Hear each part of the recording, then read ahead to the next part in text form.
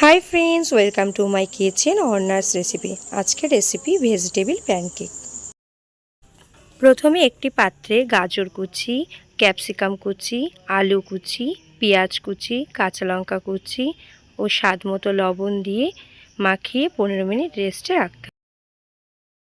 এরপর মাখিয়ে রাখা সবজিতে হলুদ গুঁড়ো, জিরের গুঁড়ো, গোলমরিচ গুঁড়ো, পরিমাণ মতো চালের গুঁড়ো, বেসন, ধনেপাতা কুচি দিয়ে মেখে নিতে হবে।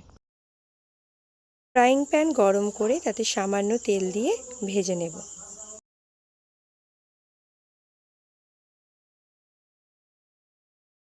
প্যানকেকগুলো ভাজা হয়ে গেছে, এবার তুলে নিচ্ছি।